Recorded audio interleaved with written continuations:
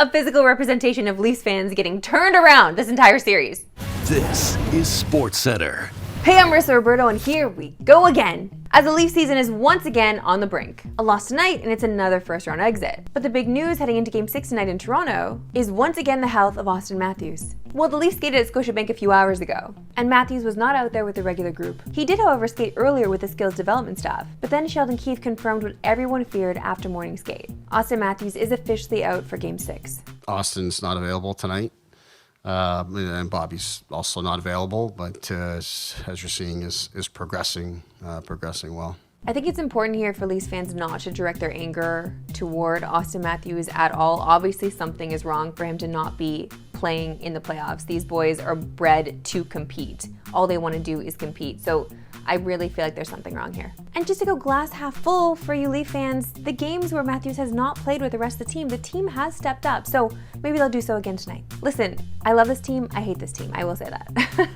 One thing that has been consistent with or without Matthews in the lineup, though, has been their power play, and consistently bad, as it's just 1 of 17, ranking second last among playoff teams. Which, honestly, I'm surprised it's not last. I don't understand why they cannot figure out the power play at this point. Like, I would rather them just not take a power play. I would rather just the other team not take a penalty, because I feel like Boston is just enjoying taking penalties because they see how the Leafs fall apart. William Nylander showing up would also be huge for Toronto, as he's been invisible since returning to the lineup, being held pointless in both games he's played. William, I need to know if I'm wearing the William Nylander jersey tonight or if I'm just gonna go back to Sundin, because what's going on here, bud?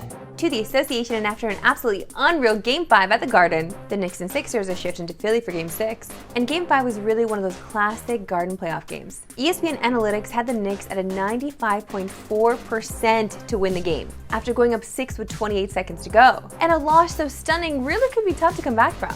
Now, the story of that comeback was the story of the whole game. Tyrese Maxey absolutely going off. I mean, are you kidding me with that logo 3? He dropped 46 in an unreal performance. But he's been crushing it all series, putting up 32 a game with unreal percentages. He's been the alpha for this Philly team, especially late in games, as he has the most fourth quarter points in the playoffs, with Embiid getting his work done in the first and third. But Embiid's also been pretty bad in the fourth quarter, getting less than a rebound while shooting 18.2% from the field. And Game 5 was no different, as he had just 1 point in the fourth quarter on 0 of 5 shooting. And you can watch the Knicks and Sixers tonight on TSN. Coverage begins at 9 Eastern, 6 Pacific. But before that, at 6:30 Eastern, 3:30 Pacific, we got the Pacers and Bucks. Time enough, my favorite segment and yours that we love sports today. Why we love sports today. There's confidence, and then there's this keeper, which is another level of confidence with a save like this.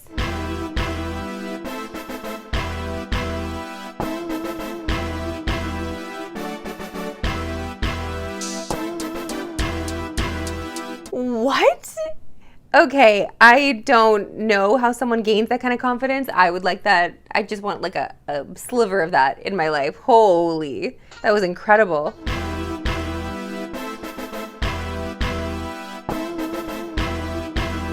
The way he just walks with swag and like continues about his day like he didn't do something incredible. Wow.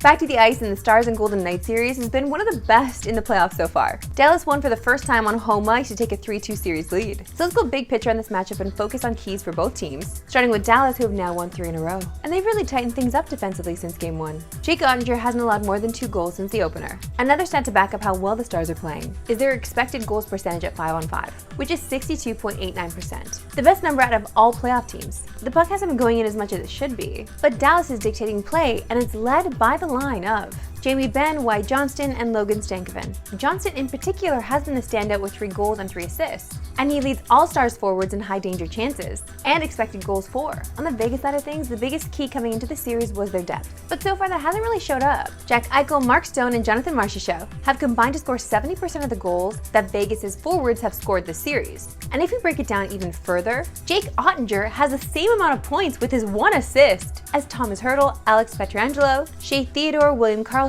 and Anthony Mantha. And that's combined. They only have 1 point. But honestly, Jake Oettinger is a real one, okay? We got to meet him earlier this year at a Bauer event. I love that he has an assist. I love that he has the 1 point on all these bros. And again, I speak for the rest of us hockey fans that aren't fans of Vegas. Enough of this LTIR fizz, okay? We don't like this. We don't like the game that you're playing. We'd like you to exit now. Oh, we get what's coming to you. That's all for news. See you right back in tomorrow, 3 Eastern, no Pacific. Have a good one, go Leafs.